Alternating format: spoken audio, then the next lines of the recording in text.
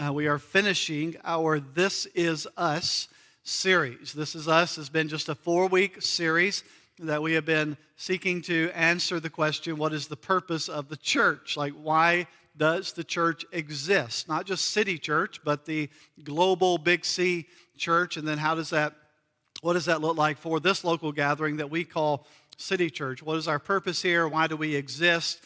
We've said from week 1 that we just have a pretty simple mission statement, purpose statement here at City Church. We exist for one primary reason, straight from the text. City Church exists to continue what Jesus began. What Jesus started when he was on the earth, what he taught, what he demonstrated. Luke says what he began to do and teach. We, as his followers, are to continue those things. And we've said each week that what that looks like in our local expression that we call City Church is that we seek to do what we do here at City Church around this big purpose statement that fleshes itself out in what are for us 4 core values. 2 of those are things we believe, and 2 of those are things that we practice based on what we believe. The first 2 core values, the ones that we believe, number 1 and the most important of all as City Church is we believe that the church belongs to who? To Jesus. That is his church, that he built the church, it belongs to him. And that's foundational to everything that we do. So the church belongs to Jesus. And because of that, because it is about Christ, what he has done, about the story of redemption, the second thing that we believe and practice, one of our core values is here at City Church, is that grace, the gospel of grace is a way of life. That grace is not just a doctrine or theological belief, but as we have experienced the grace of God in our lives, that plays itself out in how we live life. That we want our instinct, that we want our default button to be as we live life, one of grace, because we have been given grace and received grace. And as we recognize the magnitude of the grace that we have received, that impacts how we live everyday life among other people. And then last week we drilled down onto, okay, based on the church belongs to Jesus, grace is a way of life. What does that look like as we live it out in our community, as we flesh it out in our everyday life? And the first thing we talked about last Sunday was this third core value that we live intentionally in community. And every one of those words is important. We implies all of us. Live means it happens in everyday life. Intentionally means you have to choose to be intentional with your community. You don't just fall into it, particularly in the isolation culture that we live in. That you have to intentionally choose to be in, not out of, but in community, doing life together as followers of Jesus. And so I encourage you, find a place to plug in to the lives of others, that we want to Velcro you to the gospel, and we want to Velcro you to other people. And if you are Velcro to those 2 things, the gospel and other Jesus followers, that when the need to know, need to grow moments of life happen, then you are able to lean into those things that come from this idea of community. And then our last core value that we're going to focus on today, again, this is one that we practice, and so based on what we believe, and what we practice is to live intentionally in community. And then also what we practice is this 4th core value. It's very simple.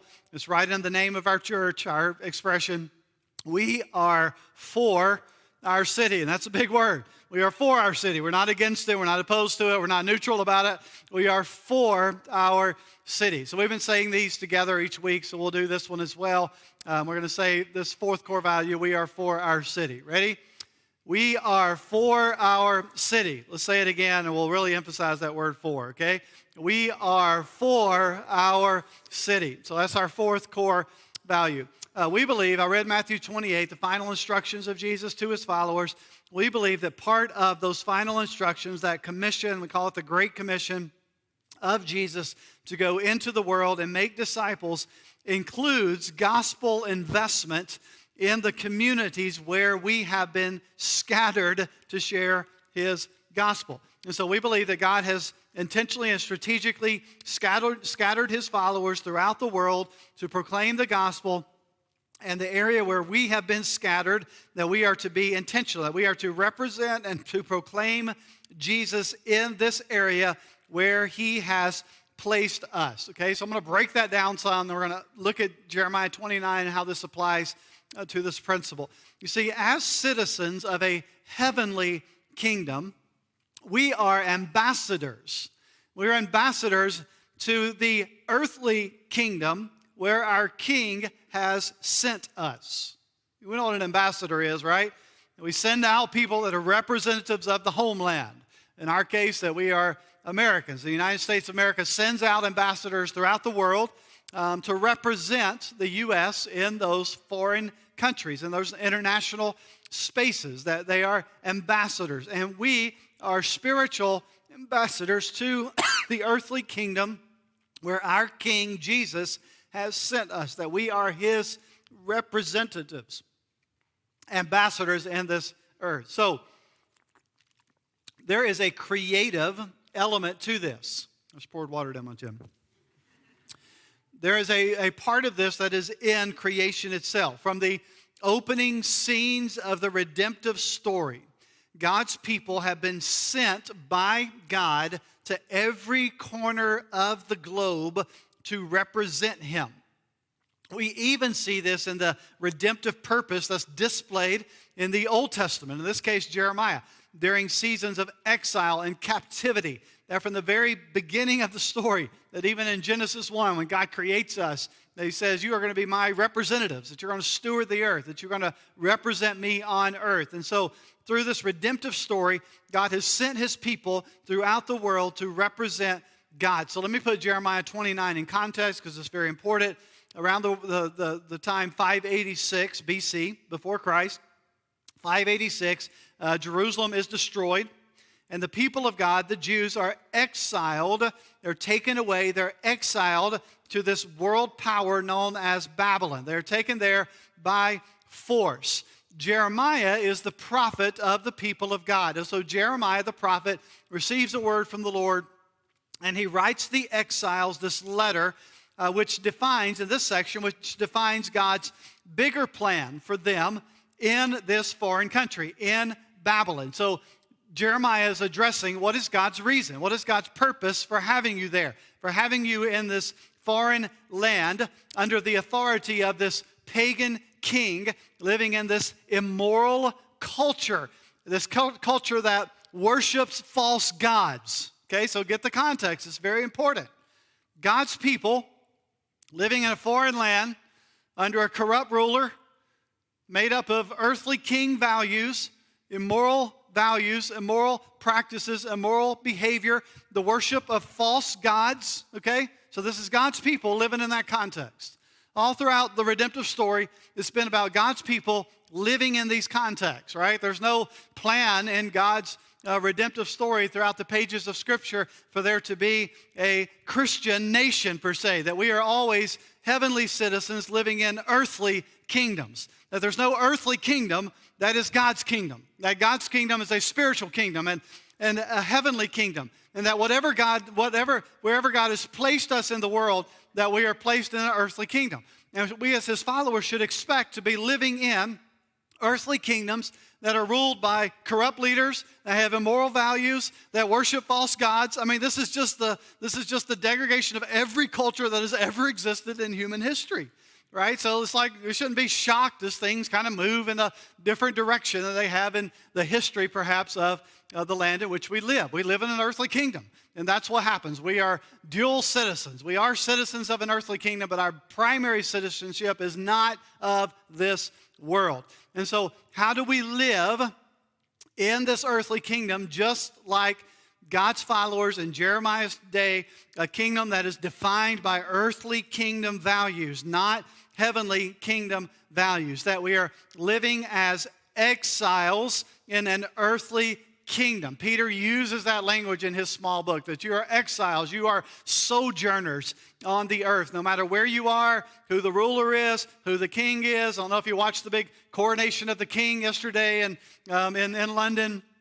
It was kind of cool. We watched some of it, but Ash and I took a trip to London to see Kaylee when she was living over there for school, and we stood in a lot of the places that they were walking past yesterday and took pictures. And I know it's kind of weird for us, we don't roll out the $2.5 million horse-drawn carriage for the king to ride in. $2.5 million was the coach that they were riding in. Turn that pumpkin into a coach, right? $2.5 million coach, which from all the descriptions is very uncomfortable to ride in. But that's earthly kingdom stuff, right? Our king doesn't ride in a $2.5 million coach, and to make it from Westminster Abbey to the palace. What's that called? Buckingham palace. All right, I'm such a snobby American, right? I'm all looking down at all this grandeur. I'm like, why do y'all do that? And then they look down on us when it happens for us, right? But that's earthly kingdom stuff, earthly value stuff. We are heavenly kingdom citizens. We live as exiles. And so God's instructions to his people in this foreign land, in this text, is informative in terms of what does it look like for us to live as exiles, sojourners in an earthly kingdom that is not our home. So look at the instructions God gives here. First thing he says to them is settle in the city. Settle in the city. Look back in verse 5 of our text. Build houses and live in them. Plant gardens and eat their produce. So God is saying, settle in the city. Plan for long-term involvement and investment in the community in which you are. Build houses, plant gardens, plant flowers. My wife is taking this passage literally. She's like planting flowers, planting gardens. As you know, we moved into a new house, and so I had to ask this question to my wife last week. Can I go ahead and plan for, $400 or $500 spring flower budget? Like, is that what I need to anticipate now based on what's happened the last few weeks? And so we plant stuff, right? We plant gardens, we plant flowers, we build houses, like settle into the city. Ash is doing her part to do that. Settle in the city. What does that mean? It's like, don't live with your suitcases packed. Don't live looking for the next move. Settle in where God's placed you. He has you there for a divine purpose. Look what else he says after that. He says, settle in the city. He says, grow in the city.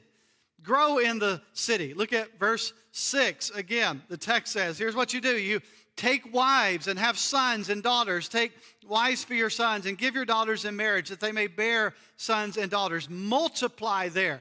Do not decrease. That implies increase, right? Grow in the city. Get stronger, God says to his people. Get more numerous while also maintaining your uniqueness, your unique identity as God's people. In essence, what the prophet is saying to God's people here is raise your kids there. Have your kids have kids and raise your kids there. Put down roots. Like, don't pull yourself out of the city. Don't look to isolate yourselves. Raise your kids there. Settle in. Grow in the city. Next thing God says for them to do. He says, seek the peace and prosperity of the city. Seek the city's peace and prosperity. Verse 7. Seek the welfare of the city where I have sent you into exile. Who sent them? God sent them. Seek the welfare of the city. God says, where I have sent you into exile. Pray to the Lord on this behalf, for in its welfare you will find welfare. We'll come back to that verse in a moment because it's so important. In its welfare you will find welfare. So God says, seek the welfare. This is the Hebrew word shalom. Right? Sometimes we think of shalom as like peace or things like that. Shalom means wholeness. It means completeness. It means goodness. It means welfare of the city. And so seek the shalom of the city. They are to seek their own prosperity in a way that benefits the city. They are to use their gifts and their resources to help advance the shalom, to help restore the shalom, to help advance the good of the city. And then look at the other instruction, verse 7. We already read it. Again in verse 7, where he says, pray for the city. As you are in the city, pray for the city. He says in verse 7, seek its welfare. Pray to the Lord on its behalf.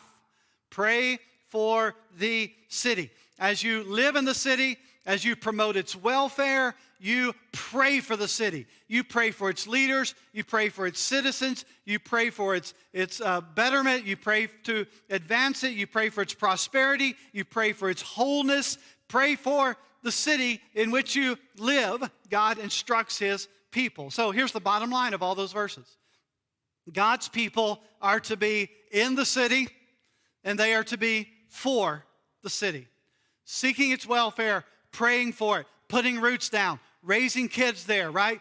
Investing in the communities where God has placed them. Now, notice in that text, the instructions here of Jeremiah are contrasted with the false prophets of God's people who are telling the people to do the opposite. We saw that in verses 8 and 9. For thus says the Lord of hosts, the God of Israel, do not let your prophets and your diviners who are among you deceive you. Do not listen to the dreams that they dream, for it is a lie that they are prophesying to you in my name. I did not send them, declares the Lord. So the instructions of Jeremiah are the opposite of what the false teachers have been saying. They are instructing the people to withdraw from the city, to detach from the city, to maintain a posture of hostility and resentment against the captors. Like if you were to flip back a few chapters here, the false prophet, a guy named Hananiah, he wrongly declares that the people will soon return to Jerusalem and that the king of Babylon will be broken.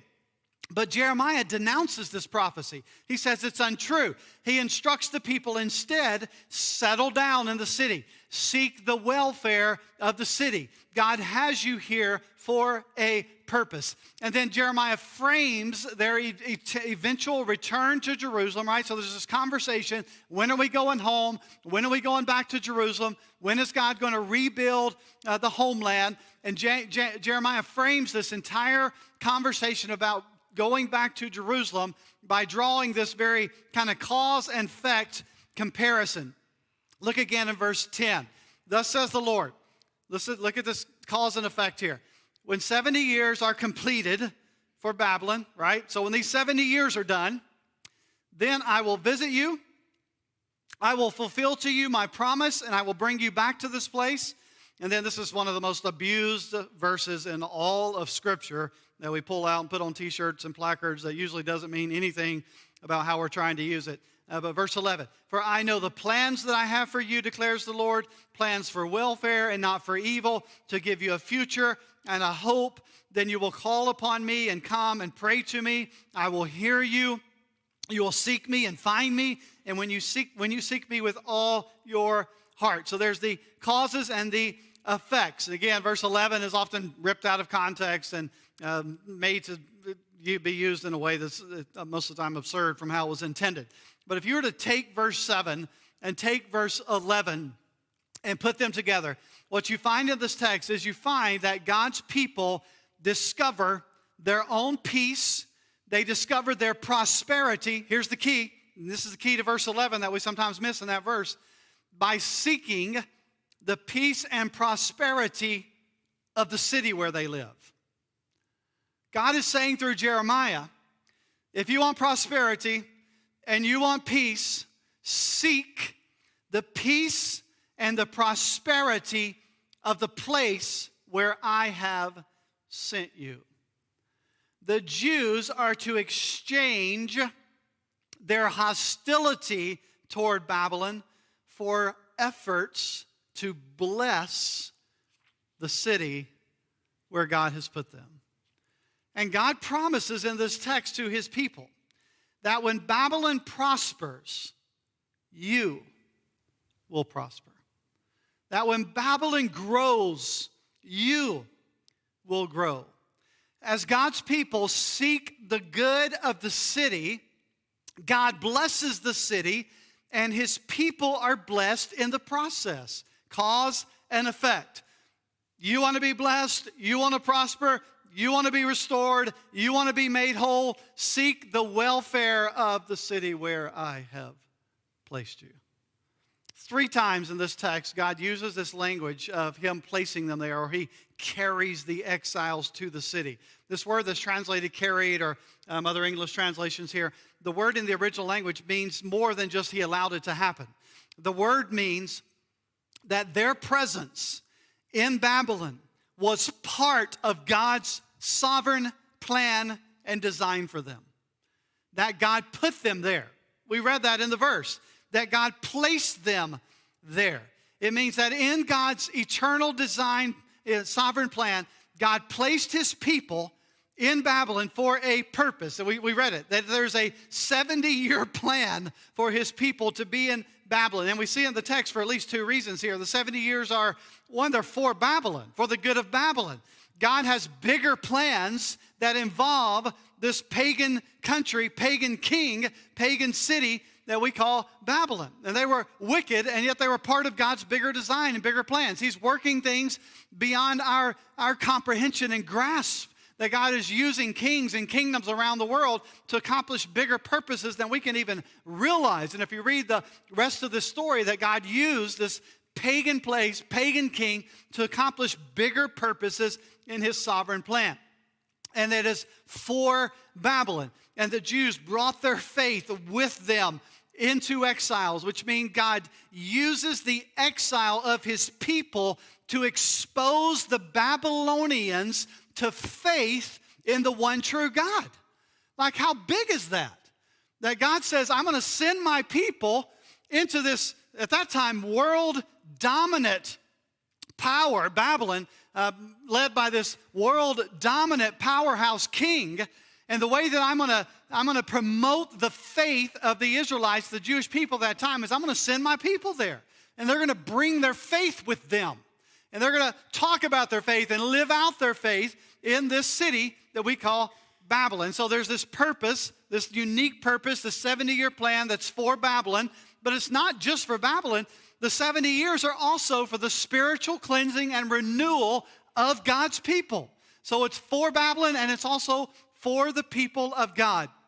You see, during this exile, God's people will, one, develop a much deeper prayer life. Verse 12, then you will call upon me, and you will come, and you will pray to me, and I will hear you.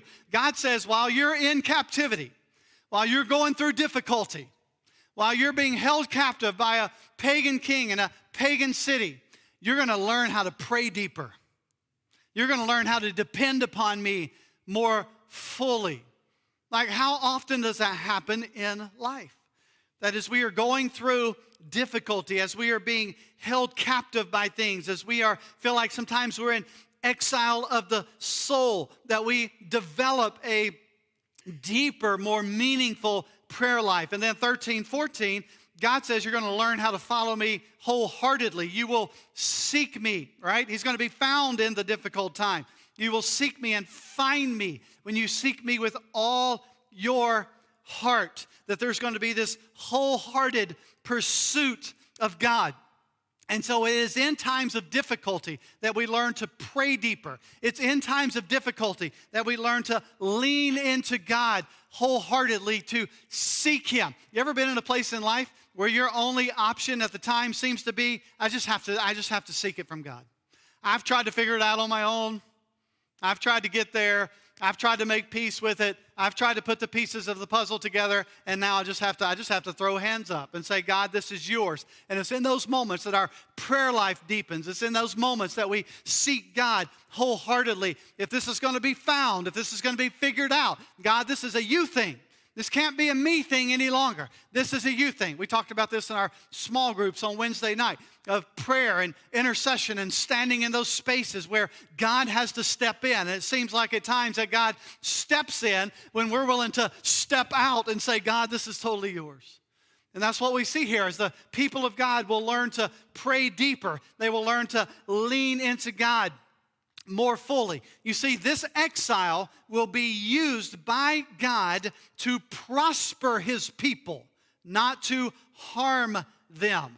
Their presence in the earthly kingdom was for the advancement of God's eternal kingdom. So what a beautiful picture here. I love how Jesus played this out. That when Jesus was on earth, where did he live? Did he set up a hut out in the desert and say, hey, if you want to hear my teachings, you want to be healed, come on out to me. Come on out here. I'm I'm going to withdraw from the people because they're a little too dirty and grimy, and I don't really agree with their morals. And I might, Jesus, the Holy One, might be made unholy if he's hanging out with sinners. So I'm going to pull out, right? I'm going to build my own house, and I'm going to live in a spiritual bubble. I'm going to isolate myself. And if you want anything to do with me, come on out. Come on out to me. Is that what Jesus did? No, he did the opposite.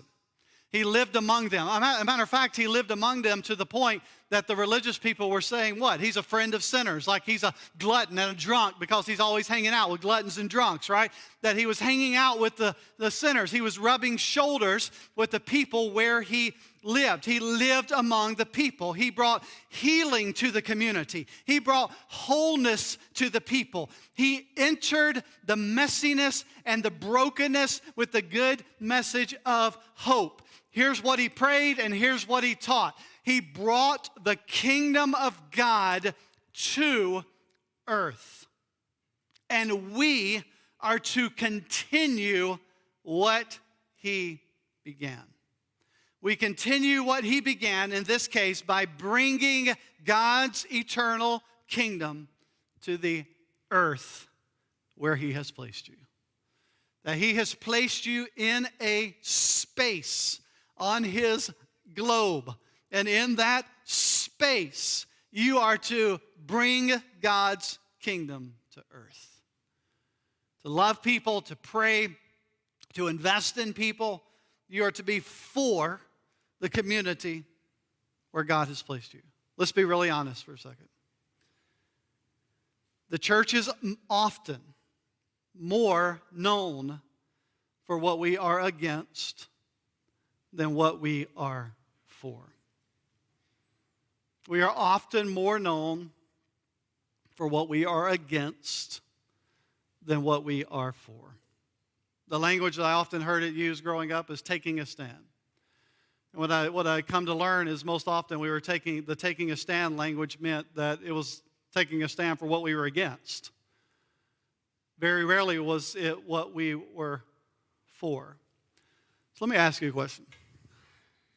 What would it look like for churches to start a movement marked by what we are for? That we're taking a stand for radical grace and genuine compassion and observable love and eager serving and investing in the cities where God has placed us. That we are in the city and for the city. Look, you know, I'm a Bible guy. There's no room in my space for compromising the gospel. I mean, I'm all in on closed-handed issues. What would it look like if our movement was marked by taking a stand for God's radical grace and genuine compassion? Maybe sometimes the difficulty of the gospel message that we bring would be more compatible if people knew the things that we were for was for their good, for their welfare, right? What would it look like for a movement of Jesus followers to make an intentional effort to share God's love where God has placed them by serving the city where God has placed them, by loving on the city where God has placed them? What would it look like to come alongside other community gospel partners, other churches, other organizations, other nonprofits? What would it look like to come along other gospel partners to help them share God's love to the people in our area? We are for our city. City Church is for our city. We want to help make our communities better places to live. And we believe that serving in our city and loving on our city is a catalyst for gospel transformation. You see, the gospel transforms lives, but too often we construct unnecessary obstacles between the gospel and the people who are in need of the gospel. Demonstrating the gospel helps remove those barriers so that the gospel can be proclaimed. You see, serving and loving on our community helps build the trust that is necessary to talk about the gospel. It's kindness with no agenda. Like you've heard me say when we come up on big events or we're doing things in our community, like we do not want to love on and serve our city so that the seats in here get filled up. That's not our purpose. We don't want to love on and serve our city so that these halls will be filled with people and we have to discuss 2 services or whatever it might be, or we're running out of parking. Are those good things to happen? Absolutely. Are we in favor of those things happening? Of course. Do we pray for those things to happen? Absolutely. But if that ever becomes our agenda for loving on and serving our community, we've missed the point of being for the city. We want to love on people and serve people, ready for it, that never step foot in these doors to attend a service here, that never sign their kids up to be involved in anything. We want to love on people who will never make City Church their home, but we're representing Jesus to them, and we're loving on them in a way that they know who Jesus is. Gospel transformation, demonstrating the gospel, kindness with no agenda. I love this idea that serving is a bridge to Jesus, that we are in our city and for our city in order to point people to Jesus. Did you know that we believe that there is only one way to God? There's only one way to God, through Jesus. I am the way, the truth, and life. No one comes but by me. That there's only one way to God. But listen to me closely. We believe there is only one way to God, that is through Jesus. But did you know that there are thousands of ways to Jesus? Don't miss that. There's one way to God through Jesus. There are thousands of ways to connect people to Jesus. We love our city. We are in our city. We are for our city. We serve and meet needs, not just because philanthropy is cool or to make our church grow or because it makes us feel good. We serve because we are for our city, that we are called to be salt and light in our community so people see God. And our goal is to promote shalom, to restore shalom, to seek peace and wholeness in our community, to make our communities better places to live through our influence and pointing broken people to Jesus, who transforms hearts and homes and communities in our city, for our city. Now, City Church emphasizes serving both inside our walls and outside our walls. Inside our walls, we serve together to foster community. We've talked about this, to provide opportunities for others to be engaged with the gospel. Like if you're a parent of a small child, you're sitting in here today, there's people that are serving your kids back there so that you can actually sit in here and listen and hear the truth of God. There are people back there teaching our kids today the gospel on a level that they can understand more effectively. Age-appropriate gospel presentations, right? There are people that came yesterday and cleaned up this building so that we can focus on why we're here and not have to brush the dirt out of our seats before we sit down. There are people that work behind the scenes to make things happen, to make it easier, to help create apps that you can sign up for things, to help put words on a screen so that you can just follow along and you can sing along. There's people that play instruments so that your heart and mind and soul can be engaged as we praise our Father. We serve inside our walls to be able to help other people engage with the gospel. You are hopefully got a friendly hello, and if you came up on the right person, a hug that said, "Welcome to City Church today." And maybe you got a cup of coffee and a donut that you can pray, "Lord, bless this food to the nourishment of my body as I eat a dozen donuts." And there's all these things that happen at City Church so that you can be engaged with the gospel of Jesus. We serve each other inside of our walls to promote gospel engagement.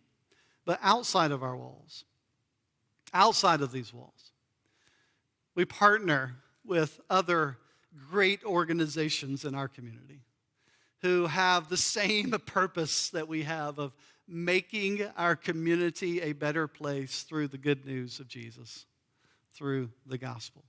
Those organizations look a little different. If I were to sit down and have a theological conversation with some of their key leaders, we probably would disagree on a few things. Probably no center circle issues, but there's going to be some second circle and for sure third circle issues that we probably disagree on. But guess what? We're all here to make our community a better place.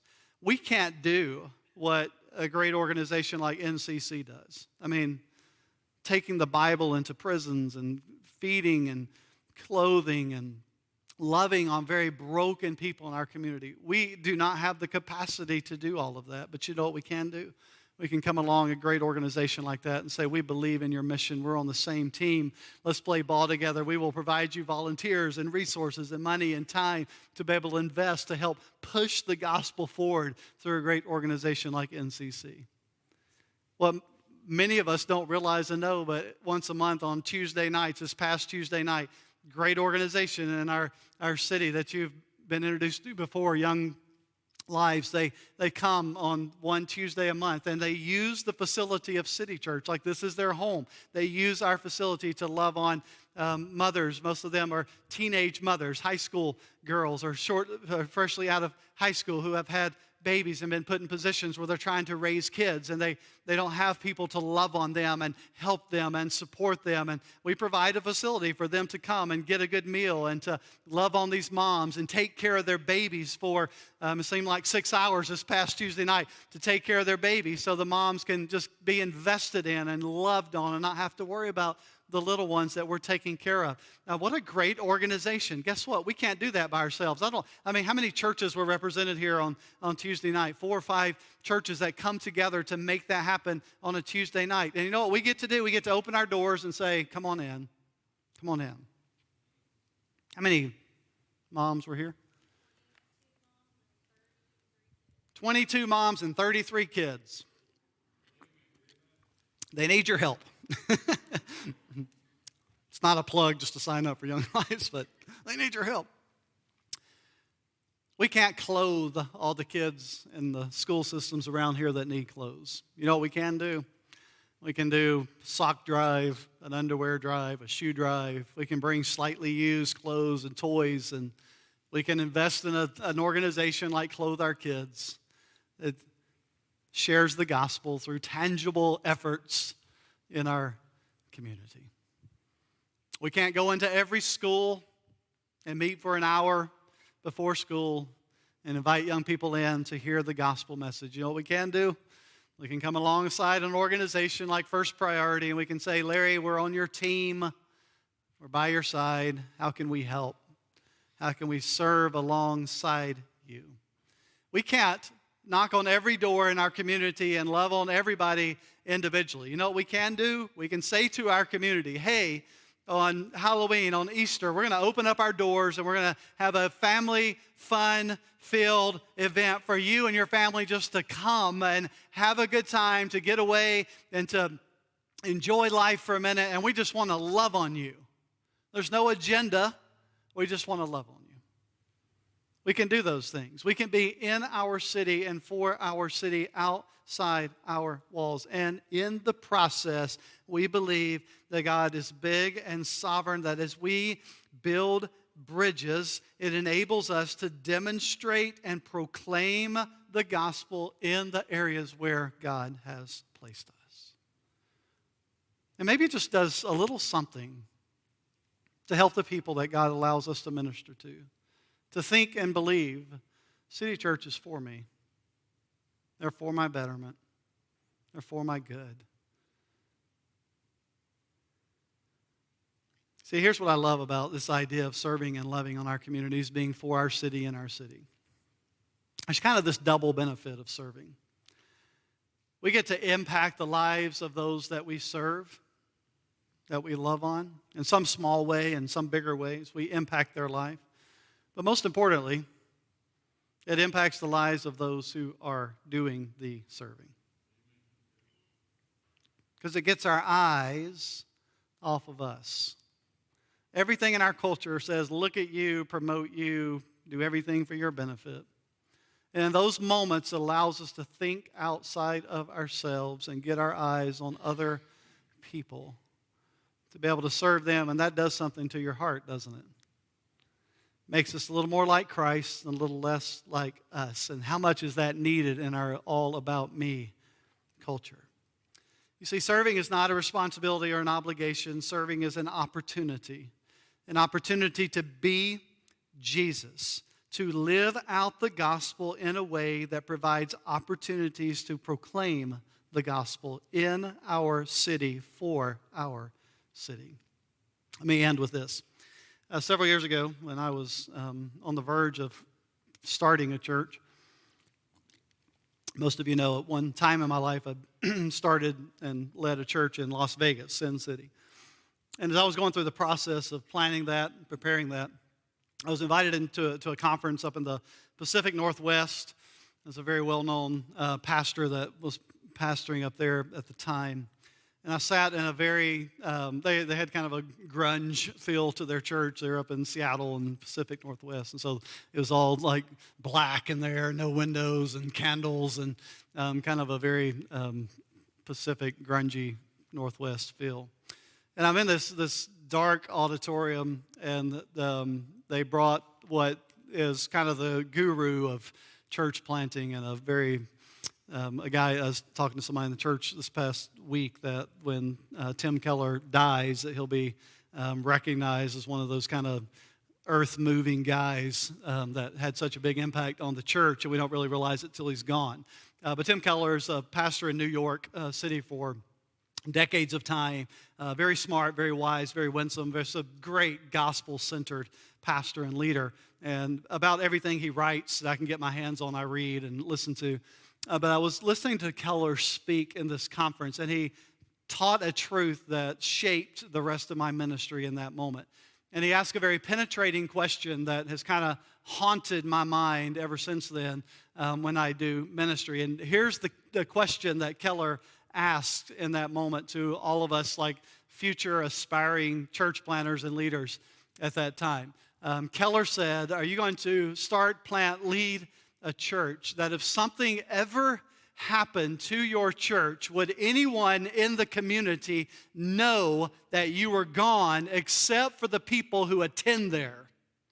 Would anyone else know that your church is gone except for those who attend there? Wow. What a thought-provoking question. As we do ministry, we love the people that God brings inside of our walls. But if anything ever happened to City Church and it disappeared, are we loving on and serving our city in a way that the people around us who have never stepped foot in our doors and may never do so say, man, what happened to City Church? I'm going to miss that place. The way they loved on us, the way they cared for us, the way they were there, I'm going to miss them. Like, are we loving on and serving our community in a way that we would be missed by the people who do not attend here if something happened to us? In our city, for our city. Restoring the shalom where God has placed us. And so our desire is to create a gathering of Jesus followers who love and serve their communities in such a way that the people who do not even attend here would notice and be disappointed if we somehow disappeared. Blood-bought people taking the blood purchase message of love and forgiveness to the communities where God has placed us. Did you know that there's no doubt Jesus healed and loved people who would never follow him? Jesus healed and loved people who would at some point probably be among the crowd that yelled, "Crucify him." That Jesus lived his life in a way that he loved the people, healed the people, brought restoration to the people, exactly where his Father had placed him. Specific time in history, specific location, specific group of people around him, that he loved them, served them, restored them, made them whole, exactly where the Father had placed him. we, his followers, 2,000 years later, are to continue what he began.